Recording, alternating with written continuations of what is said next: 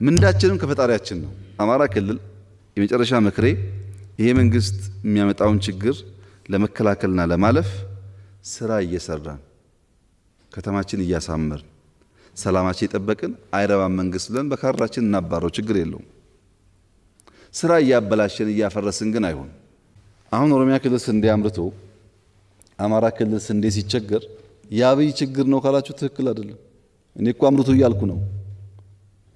ምርጥ ዘሩን፣ ትራክተሩን፣ ገንዘቡን ለሁሉም እኩል ነው ማገዘው።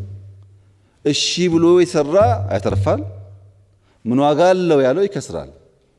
የሃይማኖት አባቶች እኮ በስፒከር የሚያስተምሩት ለሁሉ ነው። ሁሉ እኩል አይጾም፣ ሁሉ እኩል አይጸልይ፣ ሁሉ እኩል አይከተልም። ይመጣል፣ ቸርች ይመጣል፣ መስጊድ ይመጣል፣ ይሰማል፣ እኩል አይከተልም። ለዚህ እኮ ነው በኋላ የሚከፈለው ሚንዳ እንደየሰው ስራ የሚባለው። እና በዚህ ተለይቶ ሳይሆን ሰዎች ሰምቶ ለመከተል ባላቸው ሁኔታ የሚመጣ ስለሆነ